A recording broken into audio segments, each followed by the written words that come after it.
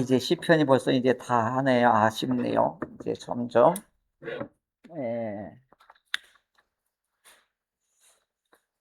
예, 한 절씩, 21절이에요. 이게 21절도 다 이유가 있습니다. 한 절씩 교독을 하겠습니다. 제가 먼저 읽겠습니다. 다윗의 찬송시.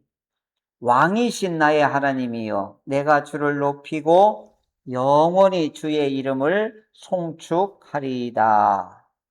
내가 날마다 주를 송축하며 영원히 주의 이름을 송축하리이다. 여호와는 위대하시니 크게 찬양할 것이라. 그의 위대하심을 측량하지 못하리로다. 대대로 주께서 행하시는 일을 크게 찬양하며 주의 능한 일을 선포하리로다. 주의 존귀하고 영광스러운 위엄과 주의 기이한 일들을 나는 작은 소리로 읊조리리이다. 사람들은 주의 두려운 일에 본능을 다할 것이요 나도 주의 위대하심을 선포하리이다. 그들이 주의 크신 은혜를 기념하여 말하며 주의 의의를 노래하리이다. 여호와는 은혜로우시며 긍휼이 많으시며 노하기를 더디하시며 인자하심이 크시도다. 여호와께서는 모든 것을 선대하시며 그 지으신 모든 것에 긍휼을 베푸시는도다. 여호와여 주께서 지으신 모든 것들이 주께 감사하며 주의 성도들이 주를 송축하리이다. 그들이 주의 나라의 영광을 말하며 주의 업적을 일러서 주의 업적과 주의 나라의 이름 있는 영광을 인생들에게 알게 하리이다. 주의 나라는 영원한 나라이니 주의 통치는 대대에 이르리이다. 여호와께서는 모든 넘어지는 자들을 붙드시며 비굴한 자들을 일으키시는도다. 모든 사람의 눈이 주를 앙망하오니 주는 때를 따라 그들에게 먹을 것을 주시며 손을 쌓아 모든 생물의 소원을 만족하게 하시나이다. 여호와께서는 그 모든 행위에 의로우시며 그 모든 일에 은혜로우시도다. 여호와께서는 자기에게 간구하는 모든 자, 곧 진실하게 간구하는 모든 자에게 가까이 하시는도다. 그는 자기를 경외하는 자들의 소원을 이루시며 또 그들의 부르짖음을 들으사 구원하시리로다. 여호와께서 자기를 사랑하는 자들은 다 보호하시고 악인들은 다 멸하시리로다. 같이 읽습니다. 내 입이 여호와의 영예를 말하며 모든 육체가 그의 거룩하신 이름을 영원히 송축할지로다. 아멘.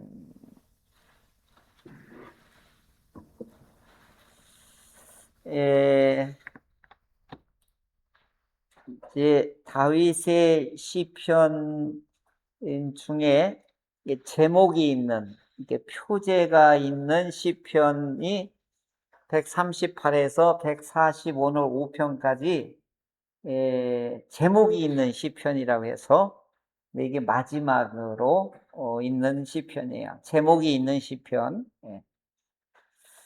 그리고 이 장르로 말하면 찬양합시다. 이제 이 시가 찬양시에 해당이 돼요. 찬양합시다. 그런데 여러분, 우리가 이제 119편 할 때 많이 했지, 그 내용을 들어서 잘 아시겠지요?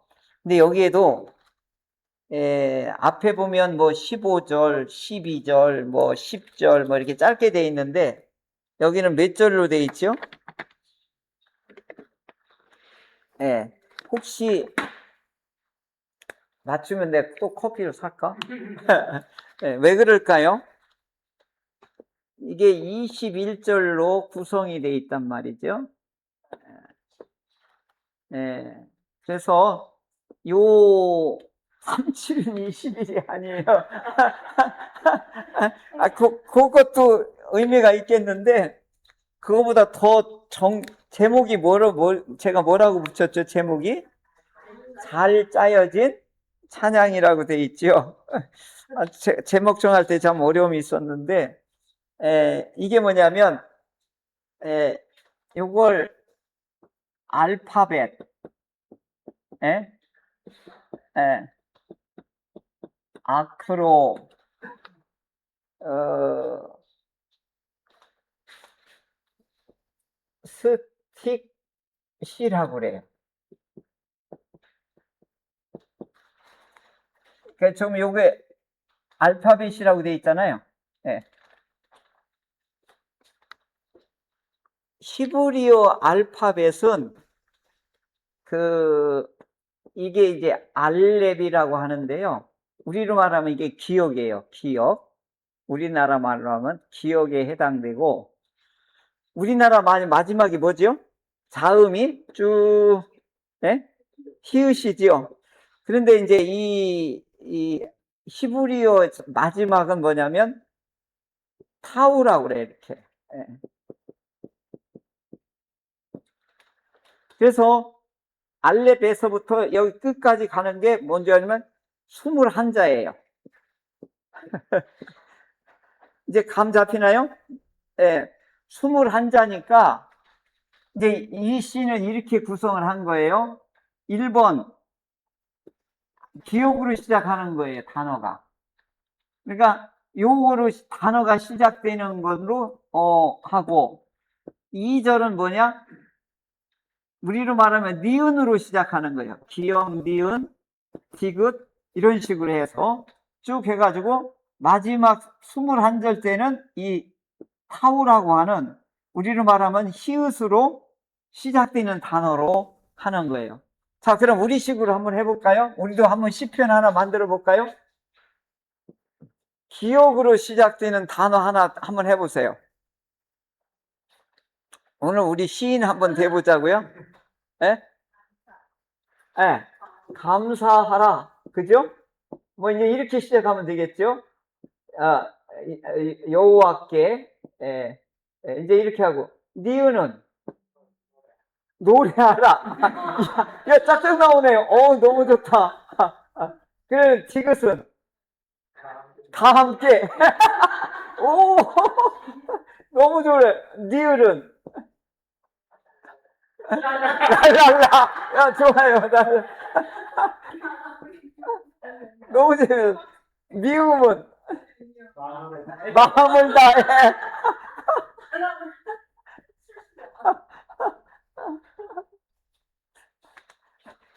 아니요, 저 히읗까지 가도 다 할 수 있을 것 같아요. 예. 이 히브리 문학을, 이 성경 시편이나 아가서나, 이걸 보면 의도적으로 이렇게 문장을 시적으로, 운율적으로, 그 다음에 이제 아크로, 스틱이라고 해서 일부러 이렇게 구성을 해서 뭐예요? 한 번 읽으면 어떻게 해요? 기억이 쏙쏙 들게. 예. 그래서 119편 같은 경우는 더 어떻게 해죠? 8절씩 더 심각하게, 더 멋있게 하는 거예요. 그러니까 뭐냐면 기억으로 시작하는 걸 8절을 해요. 그리고 미음으로 시작하는 걸 또 8절로. 그래서 176절이 나온 거예요. 그러니까 굉장히 아주 정교하게 이 맞춰서 이거 해놓은 걸 알 수 있죠. 그러니까 율법은 이렇게 정교하다라고 하는 것을 이 틀 속에서도 이렇게 노래하고 있는 거예요. 그러니까 이제 이 145편도 결국은 원문을 보면 이렇게 돼 있어요. 첫 번째 이렇게 시작하는 게 아주 재미나요. 근데 번역을 하니까 이게 살려낼 수가 없어. 하여간 뭐 IQ 1000이 와도 안 돼, 이건. 예. 그래서 이제 이런 내용을 볼 수 있고, 그래서 성경 번역을 하면 원문하고 번역하고의 한계가 있는 거예요. 그래서 제가 이제 성경을 자꾸 들여다보고 연구하고 메시지를 이렇게 하나님의 의도와 뜻을 찾아내려면 결국은 뭐냐? 원문 공부를 해야 되겠다. 번역을 가지고는, 번역본을 제가 한 10권 가지고 있거든요. 다 갖다 놔도 그걸 온전하게 설명이 안 돼요. 그러니까, 이제 우리말로, 우리 김소월 씨나, 그 다음에 윤동지 씨를 영어로 번역한다 하더라도 그게 잘 안 돼요. 근데 우리 한강 작가, 그죠? 한강 작가가 이번 노벨, 역사적으로 문학상을 탔단 말이에요. 노벨상을 탔단 말이에요. 우리나라에서. 예, 화학상이나 물리상 이런 게 아니고 문학상을 탔단 말이에요. 이건 정신사적으로 세계 반열에 올라왔다는 뜻이에요. 그러니까 이게 굉장히 아주 우리 자부심이 일으켜준 건데, 내가 국문학과 교수님한테 물어본 거예요. 이 작가의 위대성이 어디 있느냐 그랬더니 받을 만한 게 뭐냐면, 소설을 그냥 구어체로 쭉 이야기식으로 뭐 누가 어디 시장을 갔다, 오늘 뭐 엠마오로 가는 두제자리 뭐 이렇게 했다, 이렇게 하는 게 아니고 그 장면을 두 사람이 발걸음을 무겁게 하면서 걸어가mes다, 이렇게 하면서 시적인 표현으로 계속 그 소설을 이어갔다는 거예요. 그러니까 어떻게 해요? 번역하기가 쉬운 거예요.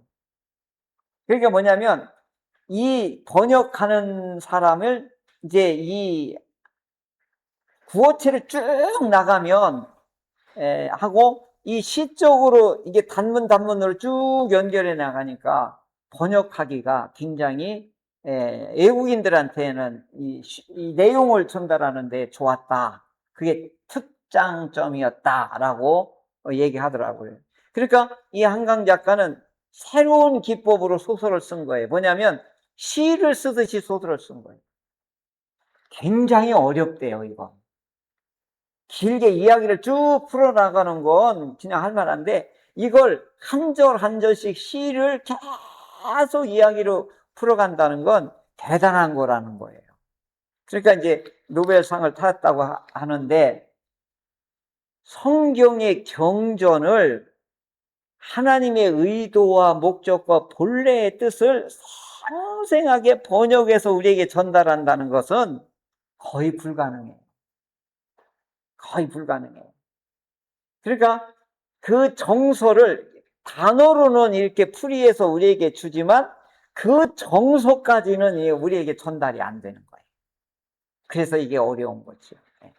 그래서 그 정서까지도, 그 마음에 흐르는 그것까지도 다 느낌을 이렇게 전할 수 있는 설교를 하려니까 이게 쉽지가 않아요. 그래서 성령의 감동, 감격, 기쁨, 고통, 고민 막 이런 것들이 어우러져서 여기서 이걸 하나님의 마음을 퍼낼 수밖에 없는 거죠. 자, 145편은 찬양시예요. 찬양시는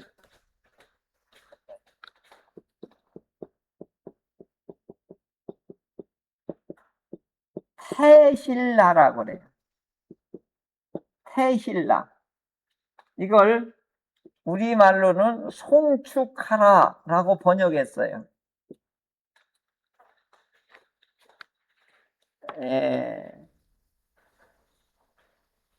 이제 찬양시를 테일라라고 그래요. 뭐 그냥 할렐루야, 이제 어근도 여기 비슷하긴 하지만, 이 시작이 1절에 보면 송축하라로 돼 있죠. 이게 이제 알파벳 첫 번째 이걸로 시작하고 마지막 21절에는 뭘로 끝난다 보세요. 이걸 잘 보았어요. 마지막 단어는 또 뭘로 끝냈죠? 송축할지어다. 그러니까 머리와 끝이 이와 같이 맞춘 거예요, 일부러.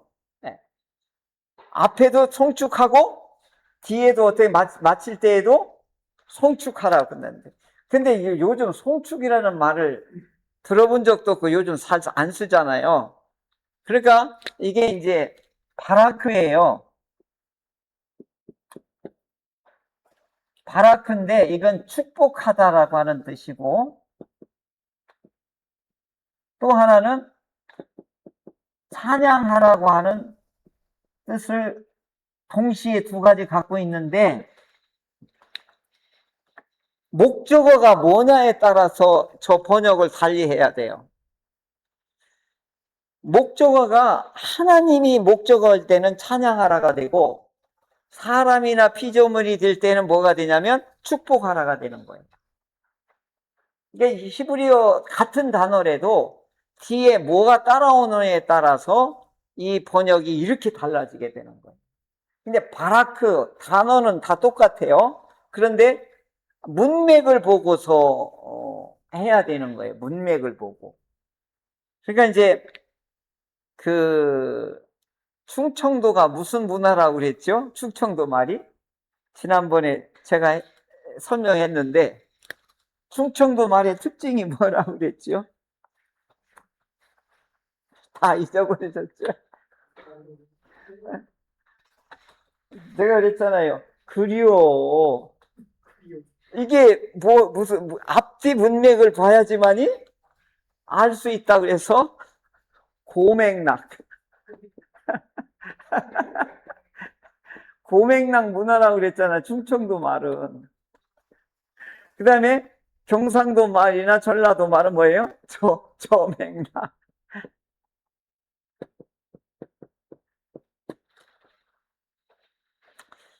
이건요, 우리 히브리어 말도 같은 원리가 적용이 돼요. 앞뒤의 문맥을 봐야지만이 이 뜻을 알 수 있어요. 그러니까 이제 성경을 사사로이 풀기가 그래서 어려운 거예요. 예, 그런 면에서. 그리고 이제 여기 또 시작에도 송축하라, 끝에도 송축하라요. 이건 이제 다른 말하면 시작도 하나님을 찬양합시다. 끝날 때도 어떻게 해요? 하나님을 찬양합시다. 이제 이 140 보면 전체가 뭐예요? 하나님을 찬양합시다. 이 내용이에요. 예. 그러면 왜 그렇게 해야 됩니까? 라고 하는 거죠. 그 첫째 뭐냐? 하나님은 우리의 누구시기 때문에? 왕이기 때문에. 하나님은 왕이시기 때문에 찬양해야 된다. 이 뜻이에요.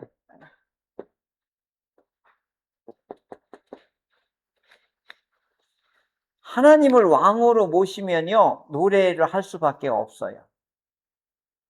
근데 오늘의 우리의 문제는 뭐냐면, 인류의 문제는 뭐냐? 하나님을 전부 제껴놓는 거예요. 그러니까 뭐 노래가 없어지는 거죠. 그러니까 이제 이 145편은 하나님을 왕으로 모셔서 찬양해야 됩니다. 이것을 다윗이 지금 노래하고 있는 거예요. 그러면은 그 하나님이 어떤 부분이 왕이냐 하는 것을 여기서 그 중간에서 하나님의 인격, 하나님의 속성에 대해서 얘기하고 있는 거예요. 그럼 하나님이 어떤 분이냐? 그 중간에 내용이 쭉 나오는데 14절을 한번 볼까요? 14절. 자, 하나님이 어떤 분이냐? 뭐죠? 14절의 시작. 여호와께서는 모든 영혼들의 자들을 부수시며 비굴한 자들을 일으키시는구나. 예, 그래서 찬양하는 거예요. 약자를 돌보시는 하나님이기 때문에 찬양해야 돼요. 또 15절은 또 15절도 보세요. 모든 사람의 눈이 주를 악망하오니 주는 때를 따라 그들에게 먹을 것을 주시며 때를 따라 굶는 자를 먹이시는 하나님이기 때문에 찬양하라는 거예요. 자, 그 다음에 16절은요. 손을 펴서 모든 생물의 소원을 만족하게 하신 피조물에게 채워주시는 하나님이기 때문에 저희 찬양해야 돼요. 그러니까 지금 봄에 이렇게 보니까요, 식물, 동물에게도 다 하나님이 채워주는 걸 느낄 수 있어요. 저는 이 공원이 있어서 참 고마운 게 뭐냐면 사계절의 변화를 보게 해줘요. 이 공원이. 그러니까 마당에나 꽃이나 이 나무나 이런 것들이 그 배집사님 그 마당에 보면 봄에는 꽃으로, 조금 있으면 이제 체리로, 무화과로, 그 다음에 감으로, 이게 계절마다 과일이 달라져요. 그죠? 그러니까 이게 뭘 알려주냐면 하나님의 이 피조물들에게 채우시는 그 손길을 보게 되는 거예요. 그래서 하나님은 어떻게 하는 거예요? 찬양해야 되는 거예요. 또 18절 18절은 뭐죠? 여호와께서는 자기에게 간구하는 모든 자, 진실하게 간구하는 모든 자에게, 간구하는 자에게는 가까이 하시고, 19절에는요, 자기를 경외하는 자들의 소원을 들으시며, 20절은요, 사랑하는 자들은 어떻게 보호하시는 하나님이다. 그러니까 요 6가지만 봐도 우리가 찬양할 이유가 하나님의 인격 속에서 우리 다윗이 이렇게 노래하고 있는 것입니다. 그런데 마지막 줄은 뭐라고 나오죠? 악인은 그렇지 않다. 어떻게 한다는 거예요? 악인은 멸하신다. 이렇게 나오죠. 여기서 멸하신다는 것은 체데카를 근거로 해서 멸하셔요. 이게 공의롭다는 뜻이거든요. 공의롭다는 얘기인데 이건 무슨 얘기냐면 언약에서 벗어났다. 언약에서 제껴놨다. 이걸 멸하신다. 심판하신다. 이런 뜻을 가지고 있는 것입니다. 근데 위에 이 하나님이 우리를 선대하시기 때문에 우리가 찬양해야 됩니다. 이 내용은 이렇게 자세히 나온 거예요. 하나님은 우리를 선대해 주시는 거예요. 그러니까 뭐죠? 약자는 돌보시고, 굶는 자는 먹이시고, 피조물은 채우시고, 간구하는 자에게는 가까이 하시고, 경외하는 자를 구원하시고, 사랑하는 자는 보호하신다. 여기 이 내용을 이렇게 풀어놓으니까 너무 가깝게 느껴지는 거예요. 이게 뭐냐? 기도하면 하나님이 우리에게 가까이 계시다는 걸 느끼게 돼요. 기도하지 않으면 하나님이 낯설어요. 그러니까 오늘 우리들이 그리스도인들이 하나님을 멀리하고 사는 이유가 바로 뭐 때문에 그렇다는 것인가 알 수 있어요. 오늘 말씀을 보면 기도하지 않으니까 하나님이 낯설은 거예요. 우리가 하나님을 더 가까이 하려면 어떻게 해요? 기도하는 것이 우리에게 반드시 필요하다. 그래서 찬양이 우리로 나오게 될 것이고, 그래서 악인은 뭐냐면 언약에서 멀어진 사람을 악인이라고 그러는 거예요. 그러니까 오늘 하나님을 가까이 할 것이냐, 하나님을 멀리 할 것이냐는 오늘 내가 선택하고 결정할 수도 있어요. 그러니까 공짜로 뭐 하나님과 가까워지려고 하는 사람도 많잖아요. 사랑받으려면 사랑의 자세와 태도도 필요해요. 사람 간에도 그렇잖아요. 그죠? 아니, 주는 게 있어야. 아니, 사람 관계가 그렇잖아요. 서로 주는 게 있어야 받는 것도 있고 그렇지. 그러니까 오늘 우리들이 예수님이 이제 바울을 통해 사도행전을 뭐냐면 주는 것이 받는 것보다 복이 있다 이 말씀을 하셨잖아요.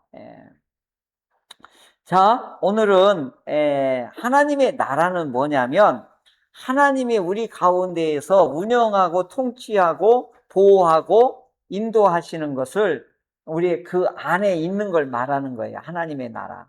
죽어서 천국 가는 게 이게 전부가 아니라 오늘 이 땅에서도 하나님의 나라를 맛보는 게 뭐예요? 하나님의 통치 아래 들어가는 거예요.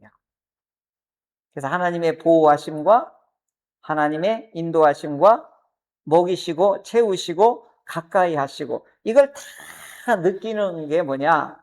하나님을 왕으로 모시는 자들의 혜택인 거예요.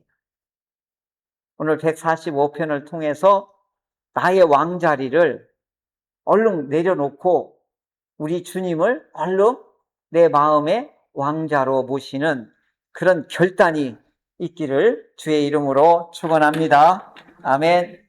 오 주여, 하나님을 왕으로 모셨을 때 이와 같이 6가지 혜택을 받는 것을 오늘 다윗은 시편을 통해서 노래하고 있습니다.